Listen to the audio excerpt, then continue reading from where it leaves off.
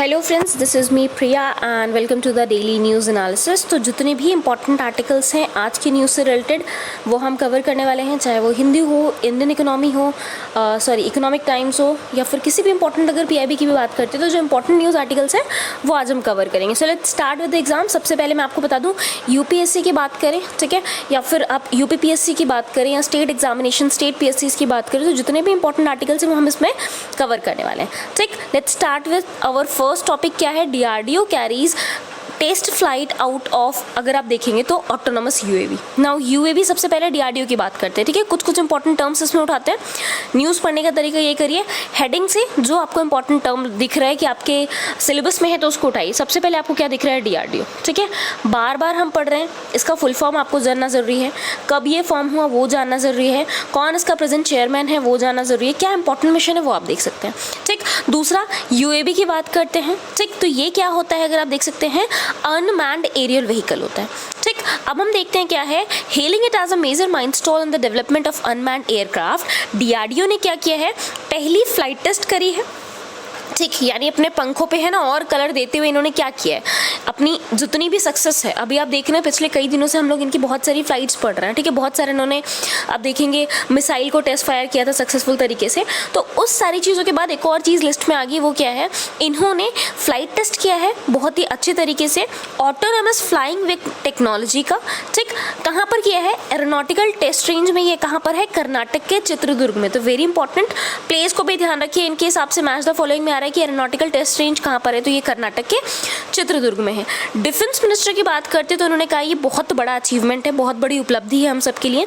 And अगर आप आत्मनिर्भर भारत की बात करते हैं तो जो भी मिलिट्री सिस्टम है, क्योंकि इंडिया के द्वारा ही ये डेवलप किया गया है, तो आत्मनिर्भर भारत यानी सेल्फ रिलायंट इंडिया की जो हमारी ड्रीम है उसको फुलफिल करने में भी ये बहुत इंपॉर्टेंट रोल प्ले कर रहा है ना। दूसरी बात करते हैं, डीआरडीओ की साइंटिस्ट ने क्या कहा है कि जो भी उन्होंने इतना सारा काम किया, उनके साइंटिस्ट की बात करें, उनके जो एफर्ट्स हैं इस अनमैन्ड कॉम्बैट एयर व्हीकल को बनाने में, जो एक कॉम्बैट ड्रोन की तरह काम कर रहा है, और ये अगर देखेंगे तो फ्लाइंग विंग टाइप आपको यहाँ देखने को मिल रहा है, ये उनके लिए बहुत बड़ा एक अचीवमेंट है, ठीक है। ऑब्वियस सी बात है, अगर आपने देखी होगी मिशन मंगल मूवी ना, I think mission Mangal was that, है ना, तो उसमें आप अगर देखेंगे तो मिशन मंगल भी नहीं है, हम फॉरगेटिंग, चंद्रयान की बात करते हैं, ठीक है। चंद्रयान के टाइम पे अगर आपने देखा होगा, जो आपके डीआरडीओ के चेयरपर्सन है, ही स्टार्टेड क्राइंग, है ना, वो मिशन थोड़ा सा फेल हो गया। देन अगर आपने देखा होगा तो मोदी जी को दिखाया गया तो उनको कंसोल करते हुए, तो बहुत बड़ी अचीवमेंट होती है। आप इतना एफर्ट लगाते हैं, इतने सारे रिसर्च किए जाते हैं, अलग अलग चीज़ें, ठीक। मिशन मंगल में पूरी तरीके से दिखाया गया किस तरीके से उसकी शीट, उसकी डिज़ाइनिंग, उसका साइज़, है ना, हर चीज़ के लिए आपको एक बहुत ज़्यादा अगर आप देख सकते हैं तो बहुत ही जो आपके स्पेशलिस्ट साइंटिस्ट होते हैं पर्टिकुलर फील्ड के, उनको आपको ज़रूरत पड़ती है। एंड उसके बाद अगर मिशन फेल होता है तो बहुत ही दुख लगता है, ठीक। एंड अगर कोई चीज़ सक्सेस हो जाती है तो आपके जितने भी एफर्ट्स रहते हैं सब टर्न आउट हो जाते हैं। नाउ ये जो फ्लाइंग विंग टाइप का आपको एयरक्राफ्ट देखने को मिल रहा है, इसको टेललेस फिक्स्ड विंग एयरक्राफ्ट कहा जा रहा है। इसमें आपको पेलोड देखने को मिल जाएगा, फ्यूल का पार्ट देखने को मिल जाएगा, बट यहाँ पर अगर आप देखेंगे तो कोई भी डिफाइंड फ्यूजलेस लाइक स्ट्रक्चर आपको देखने को नहीं मिलता है, जैसा आपको किसी कन्वेंशनल एयरक्राफ्ट में देखने को मिलता है। मेन चीज़ क्या है, अनमैन्ड, कोई इसको क्या नहीं, कोई इसके अंदर नहीं बैठेगा, ये क्या है, रिमोट के द्वारा इसको चलाया जाएगा। डिज़ाइन की बात करते हैं, साइंटिस्ट क्या कहते हैं कि इसके पास इतना पोटेंशियल है कि ये फ्यूल एफिशिएंसी ज़्यादा दे सकता है, यानी कम फ्यूल में ये ज़्यादा लंबी डिस्टेंस कवर कर सकता है, स्टेबिलिटी बहुत ज़्यादा होगी एंड प्रिसीशन के साथ ये एग्जीक्यूट कर सकता है। जैसा कि अगर आप देखेंगे कुछ आपके यूएसए के एडवांस्ड बॉम्बर्स द्वारा शो किया गया, ठीक है, उसके द्वारा जो डेमोन्स्ट्रेट किया गया था, कुछ उसी तरीके की टेक्नोलॉजी आपको यहाँ पर भी देखने को मिल जाएगी। इसके अलावा अगर आप autonomous flying wing technology demonstrator की बात करते हैं तो ये ऑटोनोमस स्टेल्दी यूसीएवी का एक एडवांस एक प्रिकर्सर माना जा रहा है। प्रिकर्सर क्या होता है, कोई भी चीज़ का, ठीक है, बैगन भरता बनने के पहले बैंगन फॉर्म में रहता है, ठीक, भरता वो बाद में बनता है। तो सेम अगर आप देखेंगे जो आपका autonomous stealthy unmanned combat air vehicle है, उसका प्रीकर्सर माना जा रहा है कि इसको बाद में हम कॉम्बैट एयर व्हीकल में भी कन्वर्ट कर देंगे, जो डीआरडीओ के एरोनॉटिकल डेवलपमेंट एस्टेब्लिशमेंट द्वारा क्या किया गया है, बनाया गया। नाउ इसके बाद अगर आप देखेंगे इंडियन नेवी के लिए भी इसका एक वर्जन लॉन्च कर दिया गया है। बेसिकली अगर आप देखेंगे कि उसको लाइन में लगा दिया गया है, एंड ये किस लिए कैपेबल होगा, मिसाइल को लॉन्च करने में, एंड जो भी आपके गाइडेड एम्यूनिशंस होते हैं, ठीक है, कोई ऐसी मिसाइल हो सकती है जिसको आप गाइड करके पर्टिकुलर टारगेट को हिट कराना चाह रहे हो, तो उसको भी बेसिकली कैरी करने में हेल्प करेगा। ये जो व्हीकल है इसमें टर्बोफैन इंजन देखने को मिल रहा है, ठीक, अंडर कैरियर्स देखने को मिल रहा है, पूरा का पूरा फ्लाइट कंट्रोल एवियोनिक सिस्टम की बात करते हैं तो वो इंडिजिनस तरीके से ही डेवलप किया गया, यानी कहाँ डेवलप किया गया है, इंडिया में ही डेवलप किया गया। अब ड्रोन्स की बात करते हैं। ड्रोन्स बेसिकली क्या होते हैं, अनमैन्ड एरियल व्हीकल, यानी हवा में चलने वाला कोई भी व्हीकल जो अनमैन्ड होता है, जिस पे कोई भी इंसान नहीं बैठता है, उसको हम AUV बोलते हैं, ठीक। यहाँ पर कोई भी ऑन बोर्ड क्रू नहीं होता है। ड्रोन्स की बात करते हैं तो रिमोटली पायलट होते हैं या फुली ऑटोमेटेड भी हो सकते हैं, यानी ये कुछ सिस्टम होता है जिसमें बहुत सारे सेंसर्स होते हैं, लिडार जिसको लाइट डिटेक्शन एंड रेंजिंग की बात करते हैं, ठीक, डिटेक्टर्स होते हैं जो उसकी मूवमेंट को कंट्रोल करते हैं, कैलकुलेट करते हैं, उस पर ये पूरी तरीके से क्या होता है, बेस्ड होता है। तो this is regarding that. Now अब हम अपने दूसरे आर्टिकल पे आते हैं। इंडिया की nuclear policy reflects its past ideology, यानी इंडिया की जो पिछली आइडियोलॉजी अगर आप देख सकते हैं तो वो किसको रिफ्लेक्ट करती है, वो अभी की न्यूक्लियर पॉलिसी को भी रिफ्लेक्ट करती है, ठीक है, दोनों एक दूसरे को रिफ्लेक्ट करते हैं। नाउ ये अगर आपको याद आ रहा हूँ, है ना, आपको लगता होगा मैम मूवी बहुत देखती है, नहीं, दिस इज नहीं, है ना, लिंक करना चाहिए चीज़ों को। तो अगर किसी ने पोखरण देखी है, मुझे एग्जैक्टली याद नहीं आ रहा, परमाणु, ठीक, तो वहाँ पर ये पिक्चर्स दिखाई गई है, आप देख सकते हैं किस तरीके से APJ अब्दुल कलाम, ठीक है, फिर अटल बिहारी वाजपेयी एंड पूरा जो आपका क्रू जिन्होंने वहाँ पर वो अपने न्यूक्लियर टेस्ट को किया था, कंडक्ट किया था सक्सेसफुल तरीके से, ये सेम पिक्चर आपको उस मूवी के एंड में भी दिखाई जाएगी, ठीक है। Now national human rights commission की बात करते हैं, NHRC, सबसे पहले यहीं से स्टेटमेंट स्टार्ट हो रहा है, तो आई होप आपको अपना होमवर्क पता लग गया होगा। क्या ये किसी आर्टिकल के तहत आ रहा है, क्या कॉन्स्टिट्यूशनल बॉडी है या नॉन कॉन्स्टिट्यूशनल बॉडी है, ये मुझे बताइए। इनके एक चेयरपर्सन है जस्टिस अरुण कुमार मिश्रा जी, उन्होंने क्या कहा है कि इंडिया की न्यूक्लियर वेपन की जो भी पॉलिसी है वो इसकी पास्ट आइडियोलॉजी को क्या करती है, दिखाती है, दर्शाती है। नाउ अब हम किसी भी स्टेटमेंट पे इतना एम्फेसाइज क्यों करते हैं, क्योंकि कभी कभार UPSC या state PSC as it is ये स्टेटमेंट उठा के रख देगा आपके क्वेश्चन पेपर में, मेंस में, और आपसे क्वेश्चन पूछ लेगा, ठीक। मेन हमारा मोटिव क्या था यहाँ पर प्रीलिम्स के लिए, NHRC। नाउ जस्टिस मिश्रा ने क्या कहा है, इंडियन सिविलाइजेशन जो इथोज है उसमें अगर आप देखेंगे तो हमारे पास एसिमिलेशन की पावर्स बहुत है, यानी अलग अलग जो आइडिया होते हैं, जो फेथ होते हैं, उसको हम अपने अंदर समाहित करके रखते हैं, एंड साथ ही साथ हम लगातार अपने आप को इम्प्रूव करना चाहते हैं, ठीक है। एंड दूसरा चीज़ हम किस लिए जाने चाहते हैं कि हम अपना कल्चर किसी और के ऊपर इम्पोज नहीं करते कि भाई हम ये मान रहे तो तुम भी ये मानो, नहीं, आपकी जो विचारधारा आप उस चीज़ को फॉलो करो। एंड इसी चीज़ के लिए अगर आप देख सकते हैं तो हम इसी कारण से हम किसी भी ह्यूमन राइट्स का वायलेशन नहीं करते, ठीक है। अगर हम इम्पोज करते तो सामने वाले की ह्यूमन राइट का वायलेशन होता, उसका कुछ और माने, हम कुछ और उसके ऊपर थोप रहे हैं, तो यहाँ पर ये चीज़ें नहीं होती है। इन्होंने एक और चीज़ कहा है कि अभी अगर वर्ल्ड की बात करें तो वर्ल्ड क्या कर रहा है, बहुत सारे डिस्ट्रक्टिव वेपन्स के थ्रेट से गुजर रहा है, यानी बहुत ज़्यादा खतरे में है। ऐसे वेपन्स जैसे रशिया यूक्रेन का वॉर आप ले सकते हैं, ठीक, तो हर किसी के पास आपको पता है न्यूक्लियर वेपन की टेक्नोलॉजी आ चुकी है। अगर by chance nuclear weapon use होता है ना, एंड वर्ल्ड वॉर टाइप में सिचुएशन आ जाती है, देन बहुत ज़्यादा डिस्ट्रक्शन हो जाएगा। जितना हम डेवलप करने की कोशिश कर रहे हैं, अपने ये जो हम अपनी एनवायरनमेंट कॉन्फ्रेंस करते हैं, SDG गोल्स हमारे होते हैं, उन सबको जितना हम अटेन करने की कोशिश कर रहे हैं, हम बहुत पीछे चले जाएंगे। इंडिया की डॉक्ट्रिन की बात करते हैं तो न्यूक्लियर पॉलिसी में इंडिया क्या फॉलो करता है, ठीक, कि सबसे पहले prohibit the use of weapons of mass destruction. कोई भी ऐसा वेपन जो मास डिस्ट्रक्शन के लिए रिस्पॉन्सिबल होता है, यानी एक वेपन को यूज़ करके अगर बहुत सारे लोगों की जान जा रही है तो इसको यूज़ नहीं करना है। विच ओनली हार्म ह्यूमैनिटी, ये सिर्फ क्या करता है, ह्यूमैनिटी को नुकसान पहुंचाता है। इट हैज़ बीन रिफ्लेक्टेड, ये दोनों ही चीज़ें इंडिया अपने पास्ट आइडियोलॉजी से ले रहा है। कैसे, रामायण एंड महाभारत की बात करते हैं तो वहाँ पर दोनों ही चीज़ें दिखाई गई है कि जब जब ऐसे वेपन्स यूज़ हुए हैं तो जो मास डिस्ट्रक्शन है वो देखने को मिल रहा है, एंड इसीलिए इसका जो यूज़ है उसको क्या किया जाता है, प्रोहिबिट किया जाता है, रोक दिया जाता है, ठीक। Now coming to the next part, doctrine की बात करते हैं तो India nuclear doctrine can be summarized as, ठीक, इसको ध्यान से पॉइंट वाइज याद रखिएगा। इंडिया की न्यूक्लियर डॉक्ट्रिन को हम समराइज कर सकते हैं। सबसे पहले एक क्रेडिबल मिनिमम डेटरेंट को क्रिएट करना, ठीक है, बना के रखना कि भाई हमारी कुछ एक क्षमता है कि इस क्षमता तक हम क्या करेंगे, इसको क्षमता तक, ठीक, हम क्या करेंगे, इसको सहेंगे कि कोई हम पे वार कर रहा है तो एक पर्टिकुलर टाइम पीरियड तक हमारे पास एक मिनिमम डेटरेंस अगर आप देखेंगे तो हमने अपना एक बिल्ड करके रखा हुआ है। No first use, nuclear weapons की अगर हम बात करते हैं तो हम पहले यूज़ नहीं करेंगे। जब तक कोई बाहर वाला, कोई ऐसी कंट्री जिसके पास न्यूक्लियर वेपन है वो हम पे वार नहीं करता है, तब तक हम क्या करेंगे, उस पर अटैक नहीं करेंगे। Nuclear retaliation to the first strike will be massive and designed to inflict unacceptable damage. अगर आप देखेंगे तो अगर आप न्यूक्लियर रिटेलिएशन भी कर रहे हैं तो ये जो पहली स्ट्राइक आपको देखने को मिलेगी वो मैसिव देखने को मिलेगी। Nuclear retaliatory attacks can only B authorised by the civilian political leadership through nuclear command authority. जो भी आपकी न्यूक्लियर कमांड अथॉरिटी है उन्हीं के द्वारा, जो सिविलियन आपकी पॉलिटिकल लीडरशिप होगी उनके द्वारा ये ऑथराइज की जाएगी। कोई भी नॉन न्यूक्लियर वेपन स्टेट्स के अगेंस्ट में हम न्यूक्लियर वेपन्स यूज़ नहीं करेंगे, ठीक है, ध्यान रखिएगा। कोई ऐसा स्टेट जिसके पास न्यूक्लियर वेपन नहीं है हम उसके अगेंस्ट में नहीं यूज़ करेंगे। बट अगर कोई ऐसा स्टेट है जो किसी बायोलॉजिकल या केमिकल वेपन को यूज़ कर रहा है तब इंडिया के पास कोई ऑप्शन नहीं बचेगा। क्यों? ज़रूरी नहीं है ना इंडिया ने वैसे ही बायोलॉजिकल या केमिकल वेपन बना के रखो, उस केस में इंडिया आपका न्यूक्लियर वेपन यूज़ कर सकता है। मान लीजिए कोविड-19 ये एक तरीके से, जैसा कि माना जा रहा है, ये आउटब्रेक नहीं होता, ये कोई इंडिया पे एक बायोलॉजिकल वेपन की तरह यूज़ करता है, ये वायरस छोड़ देता, ठीक है, तो बहुत सारे लोगों की जान जाने लगती। इस केस में इंडिया के पास क्या ऑप्शन बचेगा? न्यूक्लियर वेपन को यूज़ करना। Strict controls on export of nuclear and missile related materials, हम पूरी तरीके से अपने एक्सपोर्ट को कंट्रोल करेंगे, ठीक है। कोई भी मिसाइल या न्यूक्लियर रिलेटेड जो मटेरियल्स है हम उनका एक्सपोर्ट नहीं करेंगे। जो आपकी fissile material cut off treaty negotiation है उसमें हम पार्टिसिपेट करेंगे, ठीक। न्यूक्लियर टेस्ट की बात करते हैं तो उसके कंटिन्यूअस ऑब्जर्वेंस की बात करते हैं मोराटोरियम पे, उसको भी हम बेसिक क्या करेंगे, फॉलो करेंगे।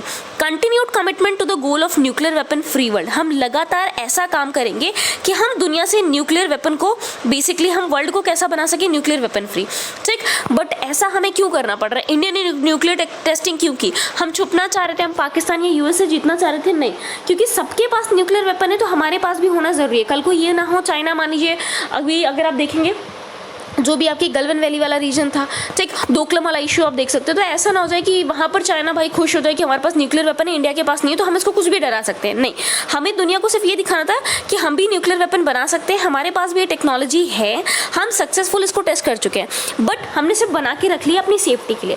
अगर आप अटैक करोगे या ऐसा कोई खतरा होता है तब हम इसको यूज़ करेंगे। Coming to the next part, Aadhaar card of children not mandatory for availing the benefits of पोषण स्कीम, ठीक। अब वुमेन एंड चाइल्ड डेवलपमेंट जो आपकी मिनिस्ट्री है उन्होंने बहुत अच्छी बात कही है। क्या कही है कि जो भी आधार कार्ड होता है वो ज़रूरी नहीं है, ठीक है। अगर पीएम पोषण स्कीम के तहत कोई बच्चा खाना खाना चाह रहा है, किसी बच्चे को अगर मील मिल रही है तो ज़रूरी नहीं है कि उसके पास आधार कार्ड हो, ठीक है। अगर मान लीजिए बहुतों के पास आधार कार्ड नहीं है और आप मैंडेटरी कर देते तो बहुत सारे बच्चे इस स्कीम से वंचित रह जाते हैं, ठीक है, जो बेनिफिट मिल रहा होता है।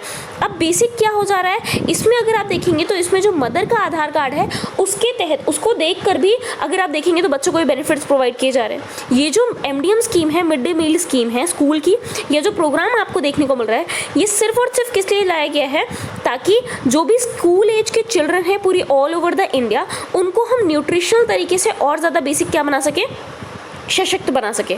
मिनिस्ट्री ऑफ एजुकेशन के तहत लाया जा रहा है कि जो भी आपकी ये बच्चे हैं वो ज़्यादा हेल्दी हो सके, ठीक, उनको प्रॉपर न्यूट्रिशन मिल सके। बहुत सारे आप देखते होंगे मैरिशमस, क्वेश्चन, फिर एनीमिया, बहुत सारी प्रॉब्लम्स हो जाती है और इनकी ग्रोथ फिर हिंडर हो जाती है, ठीक। दे आर द फ्यूचर, तो इसको प्रिजर्व करने के लिए हम ये काम कर रहे हैं। ये बेसिकली फ्री लंच प्रोवाइड करता है वर्किंग डेज पे, किसको, कोई भी चिल्ड्रन हो जो चाहे प्राइमरी में हो या अपर प्राइमरी क्लासेस में पढ़ रहा हो, गवर्नमेंट या गवर्नमेंट एडेड स्कूल में, कोई लोकल बॉडी हो, एजुकेशन गारंटी स्कीम के तहत आता हो, या कोई भी ऑल्टरनेटिव इनोवेटिव एजुकेशन सेंटर की बात करते हैं, जैसे आपका मदरसा हो गया, मकताब्स हो गया, ठीक, जो सर्व शिक्षा अभियान के तहत and national child labour project के तहत आपके मिनिस्ट्री ऑफ लेबर के अंदर में क्या कराए जाते हैं, रन कराए जाते हैं। तो ऐसे किसी भी इंस्टीट्यूशन में हम क्या करेंगे, मिड डे मील या फ्री लंचेस प्रोवाइड करेंगे। Now coming to the next part, लगभग 120 चिल्ड्रन आपको देखने को मिल रहे हैं जो इसके तहत हम लोग उनको प्रोवाइड करा रहे हैं, पूरी तरीके से अगर आप देखेंगे सर्व कर रहे हैं। 1.27 मिलियन स्कूल्स आपको देखने को मिल रहे हैं, एजुकेशन गारंटी स्कीम सेंटर्स आपको देखने को मिल रहे हैं। एंड ये जो मिड डे मील स्कीम आपको इंडिया में देखने को मिल रही है, ये अपने तरीके की पूरी दुनिया में इकलौती और सबसे बड़ी स्कीम आपको देखने को मिल रही है, ठीक। यूनियन टेरिटरी ऑफ पुदुचेरी की बात करते हैं तो 1930 से फ्रेंच एडमिनिस्ट्रेशन के टाइम से अगर आप देखेंगे तो यहाँ पर आपको MDM देखने को मिल रही है। पोस्ट इंडिपेंडेंट इंडिया, यानी आज़ादी के बाद सबसे पहले जो MDM आपकी स्टार्ट हुई है वो कहाँ पर हुई है, तमिलनाडु में अर्ली 60s के टाइम पे। गवर्नमेंट ऑफ इंडिया की बात करते हैं तो उन्होंने national programme of nutritional support to primary education, जिसको NPNSP कहा था, वो 15 अगस्त 1995 में स्टार्ट किया था।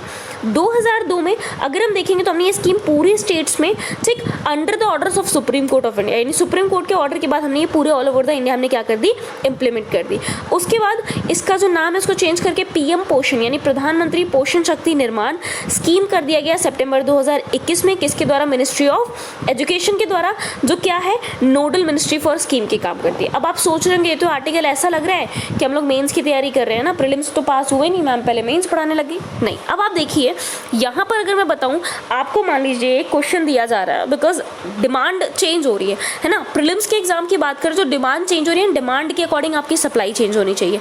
यानी आपके क्वेश्चन पेपर की जो डिमांड है उसके अकॉर्डिंग आप ब्रेन को क्या सप्लाई कर रहे हैं वो चेंज होनी चाहिए ना, demand supply economy good. Now Aadhaar card की बात करते हैं तो यहाँ पर अगर आपको कह दिया गया कि पोषण स्कीम के तहत क्या कहा गया है, Aadhaar card of children is now not mandatory, which of the following statements regarding Poshan scheme is correct. ठीक, सबसे पहले आप देखेंगे ये जो guidelines is released by ministry of education, नहीं, गलत हो जाएगा, वुमेन एंड चाइल्ड मिनिस्ट्री के तहत है। फिर आपने देखा नोडल मिनिस्ट्री में हो सकता है वुमेन चाइल्ड मिनिस्ट्री दे दें, तो नहीं, यहाँ पर मिनिस्ट्री ऑफ एजुकेशन हो जाएगा।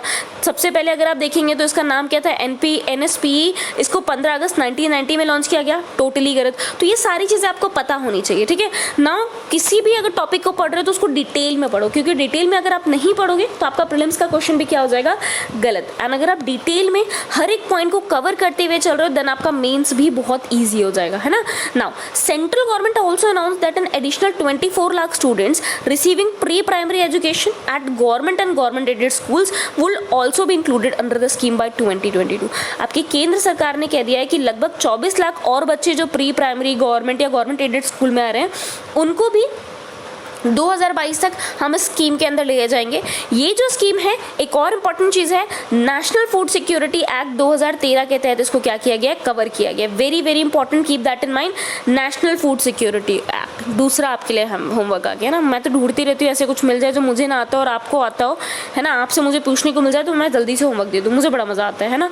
पता नहीं आपको तो नहीं आता, मुझे पता है ये, बट मुझे बहुत मज़ा आता है। तो ये आपका दूसरा होमवर्क है, नेशनल फूड सिक्योरिटी एक्ट 2013 के बारे में पढ़िएगा। Now coming to the next article, centre grants financial assistance of 5 lakh rupees to 35 families of journalist under journalist welfare scheme. Union government की बात करते हैं तो उन्होंने एक स्कीम लॉन्च करी है। कौन सी स्कीम है ये, जर्नलिस्ट वेलफेयर स्कीम, ताकि हम क्या करें, फाइनेंशियल असिस्टेंस प्रोवाइड करें फैमिलीज़ को, ऐसे परिवारों को जिनकी परिवार से जो जर्नलिस्ट था वो कोविड-19 के टाइम पे अपनी लाइफ जो है वो लॉस्ट कर चुका है, ठीक है, किसी की डेथ हो गई है या कोई और कैजुअलिटी होगी, तो कोविड-19 में जो ऐसे लोग थे उनकी फैमिलीज़ को हम हेल्प करेंगे। ये रिकमेंडेशन पे बेस्ड है, किसकी रिकमेंडेशन पे, ये ध्यान रखिएगा, जर्नलिस्ट वेलफेयर स्कीम कमेटी, ठीक। और इस कमेटी के चेयरमैन कौन थे, आपके secretary of ministry of information and broadcasting, ठीक है, आपके MOIB के जो सेक्रेटरी थे उन्होंने ही इस कमेटी को चेयर किया था। स्कीम की बात करते हैं तो 35 ऐसे जर्नलिस्ट हैं जिनकी लाइफ जा चुकी है ड्यूरिंग दिस टाइम पीरियड, उनको बेसिकली उनकी फैमिलीज़ को फाइनेंशियल रिलीफ प्रोवाइड की जाएगी, लगभग 5 लाख तक का ये दिया जाएगा। इसके पहले अगर आप देखेंगे 123 फैमिलीज ऐसी थी जर्नलिस्ट की, जिनकी जर्नलिस्ट के जो मेंबर थे उनकी लाइफ चली गई थी, उनकी फैमिलीज़ को असिस्टेंस प्रोवाइड की गई है। Journalist will also get the benefit of financial assistance. अब ऐसा नहीं है कि सिर्फ डेथ हो गई है तो आप उनको असिस्टेंस प्रोवाइड कर रहे हो, नहीं, मान लीजिए एक्सीडेंट हो गया, किसी तरीके की कोई डिसेबिलिटी हो गई, कोई सीरियस मेडिकल कंडीशन हो गई है, उस कंडीशन में भी अगर आप देखते हैं तो उनको ये फाइनेंशियल असिस्टेंस प्रोवाइड किया जाएगा, ठीक है। तो जर्नलिस्ट के जाने के बाद में उनकी फैमिलीज़ को कहीं ना कहीं थोड़ा सा हेल्प करने के लिए, है ना, we can not basically revive that person, but हाँ थोड़ा सा हेल्प प्रोवाइड करने के लिए हम ये फाइनेंशियल स्कीम आपकी लेके आए हैं। Now coming to the next part, Udaipur communal incident, top development so far, very very important. Udaipur का केस आप सबने सुना होगा, किस तरीके से, है ना, कोई एक बेगुनाह इंसान है, उसका बिहेड कर दिया गया है। तो दिस इज़ नॉट, अगर मान लीजिए किसी ने गलती की भी है ना, until unless we don't know इस केस में क्या है, शायद वो बेगुनाह ही था, बट अगर किसी ने गलती की भी है तो we can not take the law in our hands, है ना, हम अपने हाथ में कानून नहीं ले सकते। अगर ऐसा होता तो पुलिस, ये लॉ सिस्टम बनाया नहीं जाता। तो ये जो रिसेंट इंसिडेंट आपको देखने को मिला है राजस्थान के उदयपुर में, ये बेसिकली क्या हो रहा है, इसके बाद से अगर आप देखेंगे तो जो कम्युनल टेंशन या वायलेंस है बहुत पार्ट ऑफ इंडिया में वो लगातार क्या हो रहा है, बढ़ता चला जा रहा है। तो क्योंकि यहाँ पर कम्युनलिज्म की बात करी है, एज इट इज़ ये टर्म आपको यूपीएससी के सिलेबस में मिल जाएगा, तो इसको पढ़ना थोड़ा ज़रूरी हो जाता है हमारे लिए। क्या है कम्युनल हेट्रेड या वायलेंस की बात करें, ये एक ऐसा एटीट्यूड है जिसमें कोई भी एक ग्रुप, ठीक, वो अपने आप को लेजिटिमेट मानता है कि हम ही सर्वे सर्वा हैं, हमारी जो सोच है, हम जो सोचते हैं, हम जो फॉलो करते हैं, हम जो काम करते हैं, सिर्फ वही सही है, उसके अलावा अगर कोई कर रहा है तो वो हमसे नीचे आता है, वो इलेजिटिमेट है ना, नाजायज़ है बेसिकली, और हम उसको क्या करते हैं, अपोज करते हैं, हम उसके अगेंस्ट में खड़े होते हैं। ज़्यादातर अगर आप देखेंगे तो ये जो ग्रुप होता है ये किसी ना किसी रिलीजन को फॉलो कर रहा होता है ना, किसी ना किसी रिलीजन से रिलेटेड होता है, बट ऐसा ज़रूरी नहीं है कि रिलीजन को ही फॉलो करे, किसी और विचारधारा का भी हो सकता है। But there is no relationship between faith, religion and communalism. But अगर हम सिंपल टर्म्स में बात करें तो आपके फेथ में आप क्या मान रहे हैं, किस चीज़ को फॉलो कर रहे हैं, आपका धर्म क्या है, एंड कम्युनलिज्म में किसी भी तरीके का आपको रिलेशनशिप देखने को नहीं मिलेगा। कम्युनलिस्ट कोई भी पर्सन हो सकता है, वो रिलीजियस भी हो सकता है, नॉन रिलीजियस भी हो सकता है। मेन यहाँ पर क्या होता है कि जो मेरी विचारधारा है वो विचारधारा सही है, जो हमारे सर्टेन ग्रुप ऑफ पीपल की विचारधारा है सिर्फ वही सही है, वही सबसे ऊपर है, कोई जो दूसरा मान रहा है वो नीचे है, ठीक है, कोई अगर हमारे अपोजिशन में है तो वो गलत है। की फीचर्स की बात करते हैं कम्युनलिज्म की, तो क्या है that religious identity overrides everything else, यानी जो भी आपकी धार्मिक पहचान है वो बाकी सारी चीज़ों के क्या आ जाती है, ऊपर आ जाती है। कोई एक अमीर है या गरीब है, ठीक। दूसरा अगर आप बात करते हैं दूसरा काम क्या करता है, कास्ट क्या है, उसकी पॉलिटिकल बिलीफ क्या है, वो सारी चीज़ें मायने नहीं रखती है। सिर्फ और सिर्फ एक चीज़ मायने रखती है, वो क्या है, आपका रिलीजन, आपका धर्म, हिंदू, मुस्लिम, सिख या ऐसे और बहुत धर्म जो आपको देखने को मिलते हैं। नाउ ये जो है बेसिकली क्या पॉसिबिलिटी बनाता है कि अगर हम केरला की बात करते हैं वहाँ के हिंदू होंगे, कश्मीर, गुजरात हिंदू, नागालैंड बात करें तो ये सारे हिंदू एक है। मुस्लिम की बात करते हैं तो मुस्लिम आपका एक जम्मू कश्मीर का हो गया, केरला का कोई हो गया, यूपी का हो गया, तो ये सारे मुस्लिम एक है। ये विचारधारा आपका कम्युनलिस्ट बेसिकली फॉलो करेगा। लैंडलेस एग्रीकल्चरल लेबरर्स की बात करते हैं तो यहाँ पर भी आपको बहुत सारी कॉमन चीज़ें देखने को मिल जाएगी, ठीक, बट उनका जो रिलीजन होता है वो अलग अलग हो सकता है।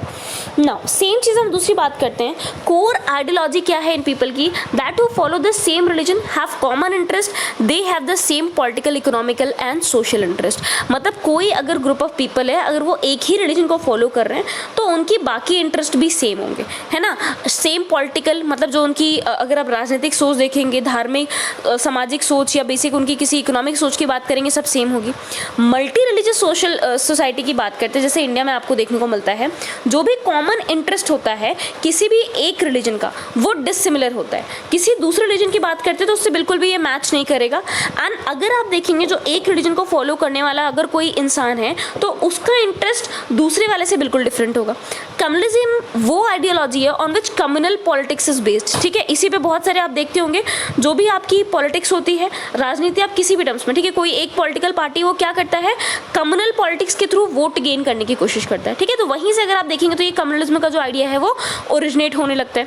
कम्युनल वायलेंस की बात करते हैं, वो इसी कम्युनल आइडियोलॉजी का क्या होता है, नतीजा आपको देखने को मिलता है। इंडियन सोसाइटी में कैसे स्टार्ट हुआ, आज बहुत पुराने टाइम की बात करें तो ऐसी किसी भी तरीके के आपको कोई एविडेंस देखने को नहीं मिलते हैं। सारे लोग एक तरीके से रहते थे, कोई रिलीजन कुछ नहीं देखने को मिलता था। अशोका की बात करते हैं तो इनफैक्ट उन्होंने भी रिलीजियस टॉलरेंस को फॉलो किया, मेनली उन्होंने धम्मा पे फोकस किया एंड उन्होंने कोई फेथ किसी मास पे बेसिकली थोपा नहीं कि भाई मैं बुद्धिज्म को फॉलो कर रहा हूँ तो तुम भी मानो, नहीं। उन्होंने बस लोगों को बताया आप जो फॉलो करना चाहते हैं वो आपके ऊपर है।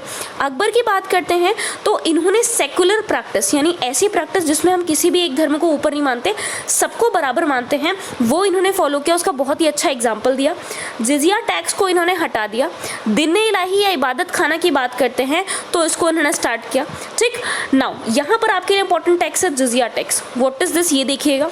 दिन इलाही क्या होता है इसके बारे में देखिएगा, इबादत खाना, ये तीनों ही टर्म्स आपके यूपीएससी के एग्जाम्स में पूछे जा चुके हैं। तीनों की डेफिनेशन याद कर लीजिएगा बहुत ही अच्छे से।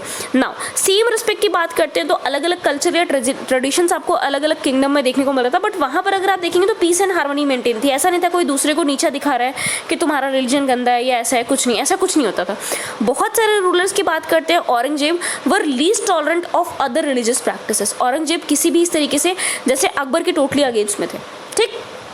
ये ज़्यादातर क्या करते थे, रिलीजियस प्रैक्टिसेस को फॉलो करते थे, दूसरे धर्म को नहीं मानते थे, ठीक। बट इनका भी ऐसा कोई गलत मोटिव नहीं था, ये भी सिर्फ पावर और वेल्थ के लिए ऐसा काम कर रहे थे। ये जो रूलर्स थे ये जिजिया इम्पोज किया इन्होंने, टेम्पल्स को डिस्ट्रॉय किया, ज़बरदस्ती लोगों का कन्वर्जन कराया एक धर्म से दूसरे धर्म में, ठीक। कम्युनल डिफरेंसेस में इंडिया में ज़बरदस्ती पैदा किया गया, पहले ऐसा कोई भी चीज़ एग्जिस्ट नहीं करती थी। Communism in India is the output of modern politics which has its roots in the partition of Bengal. अब सबसे पहले अगर आप देखेंगे तो इसकी शुरुआत कहाँ से होती है ना, वैसे उसके पहले भी स्टार्ट हो गया था, बट मेन रूप में देखेंगे तो 1905 में जब बंगाल का पार्टीशन विभाजन हुआ था तब मेन आपको ये देखने को मिलता है द सेपरेट, अगर आप देखने को मिलते हैं जो भी आपको इलेक्टोरेट देखने को मिलता है, जो गवर्नमेंट ऑफ इंडिया एक्ट 1909 में आया था, ठीक। पार्टीशन ऑफ इंडिया की बात करते हैं 1947। तो ये तीन मेजर इवेंट देखने को मिलते हैं जहाँ से कम्युनलिज्म, हिंदू एंड मुस्लिम अगर आप मेन दो मेजर सेक्टर्स देखने को मिलते हैं तो इनके बीच में विभाद चालू हुआ, इनके बीच में डिफरेंसेस आ गए। The feeling of communalism has depend in the Indian society and resulted in social tension. जो भी आपकी कम्युनलिज्म की फीलिंग है वो क्या होती चलेगी, इंडियन सोसाइटी में बढ़ती चलेगी, एंड जो सोशल टेंशन है वो क्या होता चला गया, बढ़ता चला गया। किसकी वजह से, मेन कम्युनलिज्म की वजह से। नाउ कंसर्न क्या देखने को मिल रहा है, आप किसी भी रिलीजियस कम्युनिटी की बात करिए, कभी स्टार्टिंग टाइम पे किसी ने ज़्यादा किसी ने कम, सबने ये वायलेंस फेस किया है, ठीक है। Many from the younger generation lack the right to information, knowledge, fake messages, ठीक है। अब बेसिक क्या होता है, बहुत सारे छोटे बच्चे होते हैं, उनको सही इन्फॉर्मेशन नहीं दी जाती है, वो जिसके द्वारा भी हो सकता है फीड की जा रही है तो उनको गलत बताया जाता है कि भाई आपका धर्म अच्छा है दूसरे का गंदा है, बहुत गलत गलत मैसेजेस उनको बताए जाते हैं, चैनल के डिबेट्स उनको दिखाए जाते होंगे, वो खुद देख लेते हैं, सोशल मीडिया पोस्ट की बात करते हैं, ठीक। तो बहुत सारी चीज़ें लोग फॉलो करते हैं बिना जाने हुए कि ये सच है ये गलत है, ठीक है, ब्लाइंडली फॉलो करने लगते हैं। वहीं से अगर आप देखेंगे तो ये कम्युनलिज्म की धारा स्टार्ट होती है।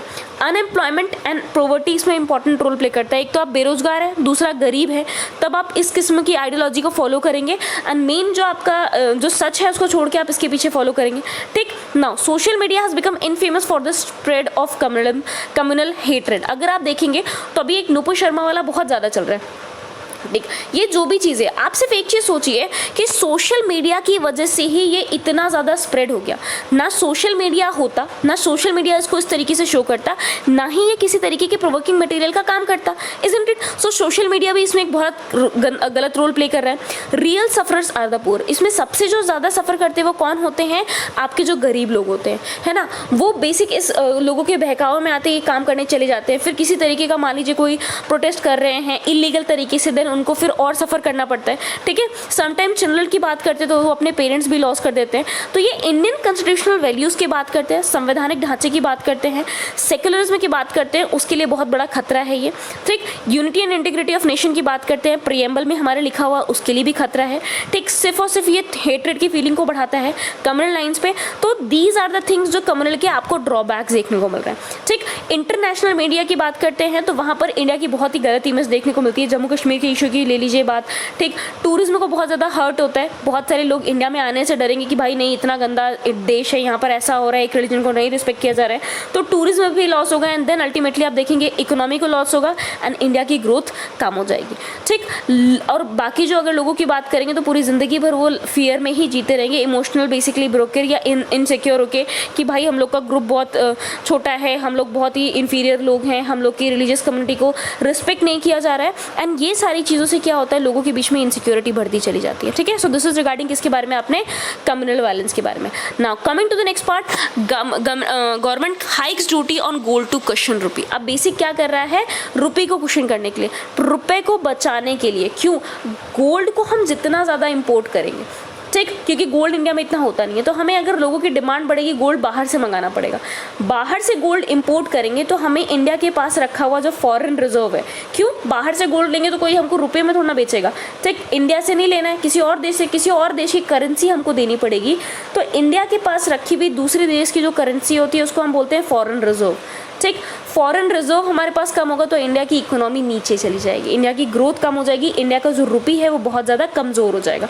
तो इसी चीज़ को बचाने के लिए इंडिया ने क्या कर दिया, जो आपकी गोल्ड है उस पर ड्यूटी को बढ़ा दिया है। 10.75% से बढ़ाकर इम्पोर्ट ड्यूटी गोल्ड पे 15% लगा दी गई है। अब है क्या, गोल्ड बेसिक क्या करते हैं, वर्ल्ड रिजर्व करेंसी के रूप में काम करता है from the 20th century. United state की बात करते हैं तो वो गोल्ड को स्टैंडर्ड की तरह यूज़ करता है, 1971 तक यूज़ करता था। गोल्ड की जो डिमांड है वो इन्फ्लेशन, महंगाई के टाइम पे ज़्यादा बढ़ जाती है। क्यों बढ़ जाता है? क्योंकि बाकी अगर किसी और करेंसी की बात करते हैं तो उसकी वैल्यू गिरती चली जाती है। आप कैश रखेंगे उसकी भी वैल्यू गिर जाएगी, पैसे रखेंगे उस पर भी इंटरेस्ट नहीं मिलेगा। बट गोल्ड एक ऐसी वैल्यू जिसको खरीद के अगर आप रख लेते हैं तो उसकी वैल्यू लगातार बढ़ती चली जाती है।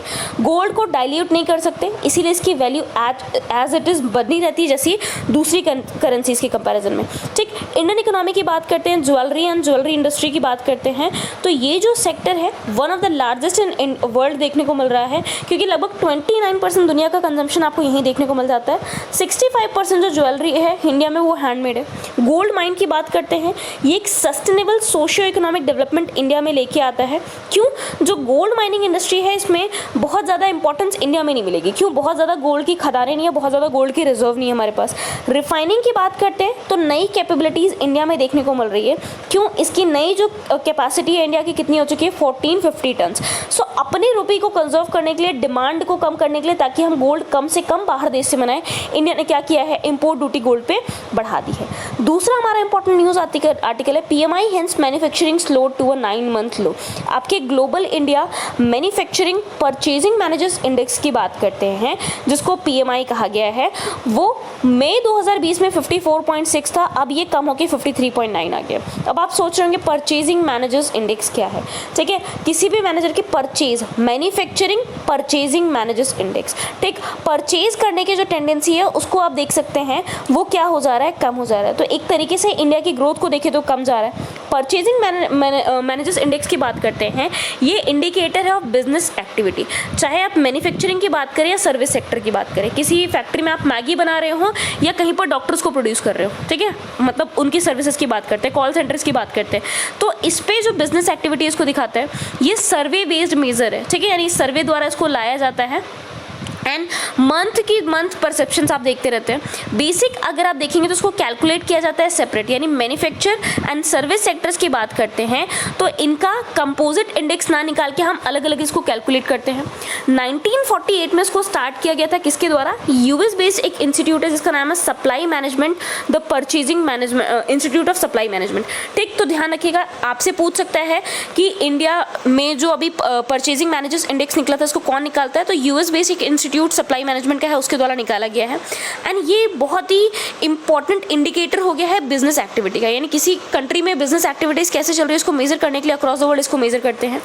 PMI को डिराइव कैसे करते हैं, बहुत सारे क्वालिटेटिव क्वेश्चंस आपको देखने को मिल जाएंगे। ठीक, अगर आप एग्जीक्यूटिव्स की बात करते हैं तो वो बहुत ही बड़ा एग्जांपल सेट करते हैं, कैसे, running into hundreds of firms आज whether key indicator such as output, new orders की बात करते हैं, बिजनेस एक्सपेक्टेशंस की बात करते हैं, एम्प्लॉयमेंट्स की बात करते हैं, were stronger than the month before and asked to rate them. आपके जो भी एग्जीक्यूटिव्स होते हैं उससे हम लोग पूछते हैं कि आपकी जो फर्म है यानी आउटपुट कितना निकल रहा है, क्या पिछले महीने के कंपैरिजन में बढ़ा है या नहीं, आपके पास नए ऑर्डर आ रहे हैं नहीं, बिजनेस एक्सपेक्टेशंस आपकी बढ़ रही है या कम हो रही है, एम्प्लॉयमेंट कितना हो रहा है। इसी बेसिस पर हम क्या करते हैं, रेटिंग करवाते हैं एंड देन हम आपके मंथ टू मंथ कंपैरिजन करते जाते हैं, किसके, बिजनेस एक्टिविटीज़ के। ठीक, now coming to the next part, government recast bank board bureau to FSIB। आपके सेंटर ने क्या किया है, जो बैंक बोर्ड ब्यूरो था BBB उसको ट्रांसफॉर्म कर दिया है किस चीज़ में, financial services institutions bureau.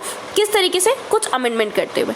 Guidelines for selection of general managers and directors of public sector general insurance companies have been made part of FSIB। अब क्या किया जाएगा, कुछ गाइडलाइंस आपकी लाई जाएगी। क्यों कि आपके जो जनरल मैनेजर्स हैं उनको चूज करने के लिए, आपके डायरेक्टर्स हैं उनको चूज करने के लिए, ताकि हम क्या कर सके, कोई भी जनरल इंश्योरेंस कंपनीज है वहाँ के GM एंड आपके डायरेक्टर्स को लिया जाएगा एंड उनको FSIB का पार्ट बना दिया जाएगा।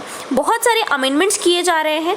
दिल्ली हाई कोर्ट की बात करते हैं, लास्ट ईयर BB को कहा गया था ये कंपिटेंट बॉडी नहीं है।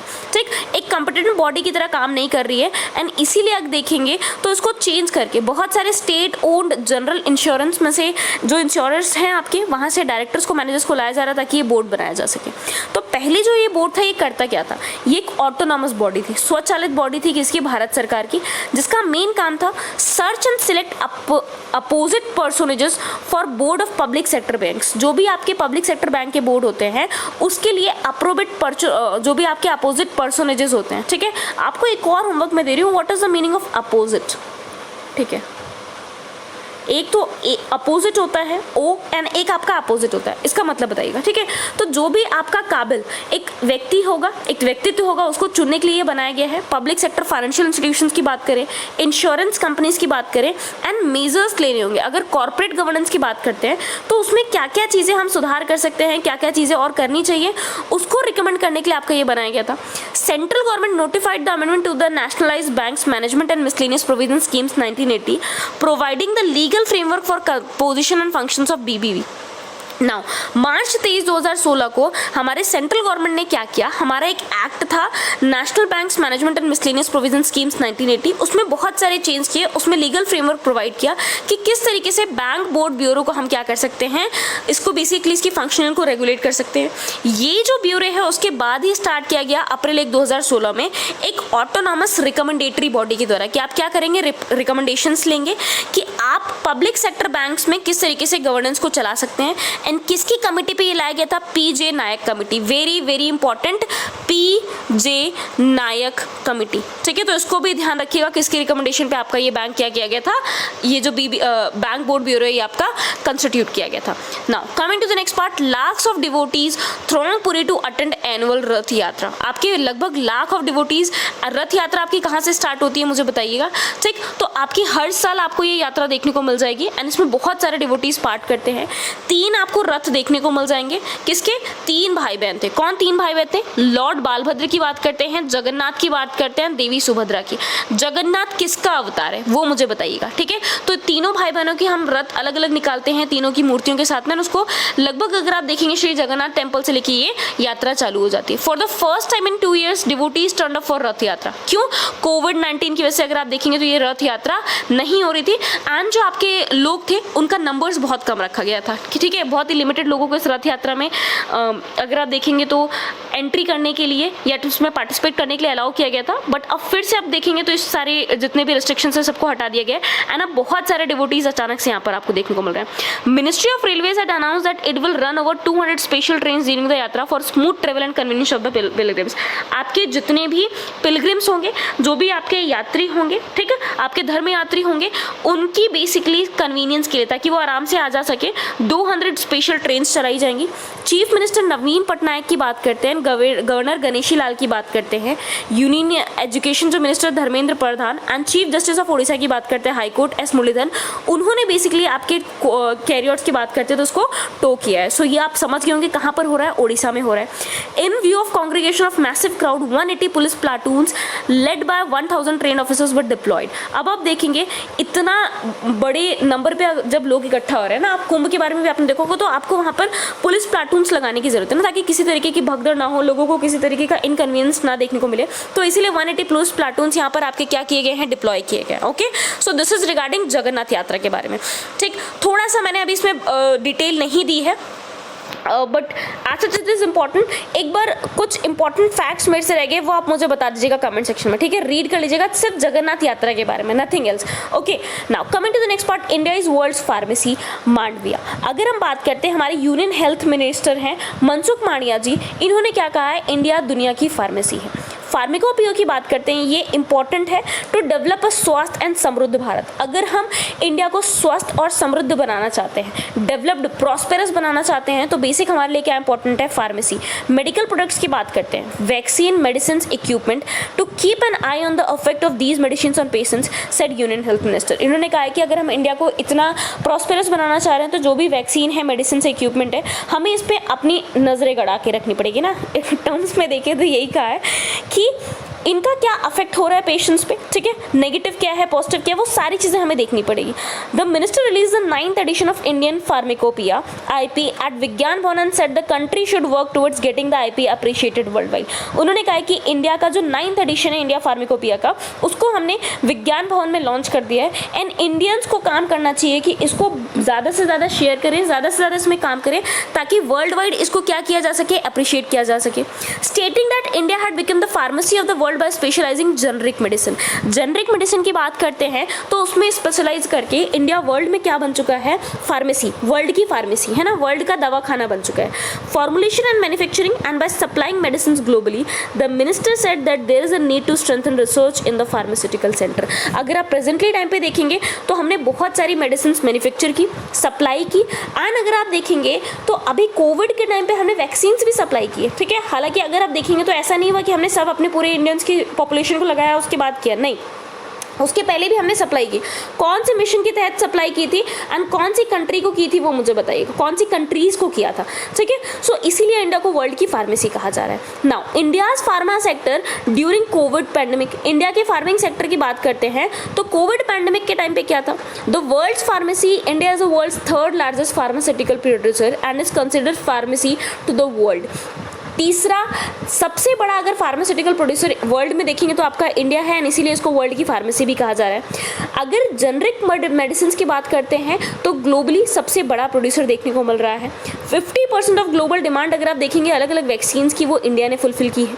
40% जो आपके जेनरिक डिमांड है यूएस में उसको फुलफिल किया है। 25% of all medicine in the UK, presently over 80% of the anti retroviral drugs use globally to combat AIDS, acquired immunodeficiency syndrome are supplied by Indian pharmaceutical firms.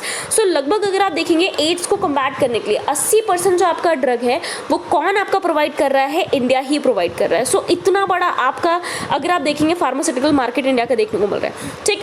एक और important चीज़, ads कैसे cause होता है, ठीक, AIDS virus से। Very good. क्या इसके important features हैं वो मुझे कमेंट सेक्शन में बताइएगा, ठीक है। बिकॉज साइंस आपको पता है कहाँ से आती है, मेनली करंट से ही आती है। स्टैटिक भी उठाएंगे तो it will be link from the current part, ठीक। तो एड्स के बारे में पूरी information write down in the comment section, है ना। सुधांशु आज क्या हो गया है, हाथ में कुछ प्रॉब्लम तो नहीं हो गया, टाइपिंग नहीं आजकल, कमेंट्स नहीं आ रहे ना। Share in the economy in the last years, Kumari and Uma पढ़ाई छोड़ दी है सबने, इजंट इट ना। Share in the economy in last years की बात करते हैं, the Indian pharmaceutical industry is a strategic industry for the nation. अभी आप प्रेजेंटली देखेंगे तो बहुत ही स्ट्रैटेजिक इंडस्ट्री है। क्यों? अगर हम किसी चीज़ में मैन्युफैक्चर बहुत ज़्यादा कर रहे हैं, हम उसमें और ज़्यादा लीड कर सकते हैं, उससे हमको क्या होगा, रेवेन्यू गेन देखने को मिलेगा। लगभग 37 बिलियन 1920 में आपको देखने को मिलता है। 1.5% ऑफ जीडीपी डायरेक्टली यहीं से कंट्रीब्यूट हुआ था एंड इनडायरेक्टली 3% था। Industry has also global reach भी आपको देखने को मिलता है। Net foreign exchange earner of more than 10 billion annually, ये किसका पार्ट है, बेसिकली इंडिया फार्मास्यूटिकल कंपनी का। प्रोग्रेस इन ग्लोबल शेयर की बात करते हैं, 1969 में इंडिया का जो फार्मास्यूटिकल था 5% शेयर आपको देखने को मिलता है मार्केट का इंडिया में। ग्लोबल फार्मा की बात करते हैं तो 95% share. 2020 it was the reverse with Indian pharma कितना था, 85% शेयर एंड ग्लोबल का 15%, है ना। सो मात्र अगर आप देखेंगे कुछ नहीं, लगभग 40-50 ईयर्स में इंडिया टोटली रिवर्स कर चुका है कितना, जो पहली सिचुएशन होती थी फार्मास्यूटिकल कंपनी की। India already contributes 20% by value to the global generic market with India products contributing 40% by volume. यानी यूएस ड्रग्स की बात करते हैं 40% बाय वॉल्यूम कहाँ से मिल रहा है, वो इंडिया से ही देखने को मिल रहा है। So this is regarding India के बारे में। पैंडेमिक के बारे में आज का न्यूज़ आर्टिकल यहीं पर कवर होता है। Again I will say you, अगर आप चाहते हैं कोई भी और चीज़ ऐड करना, ठीक, एनी सजेशंस अगर आप देना चाहते हैं तो most welcome, you can comment me in the comment sections. मिलते हैं नेक्स्ट न्यूज़ आर्टिकल में, till then thank you, bye bye.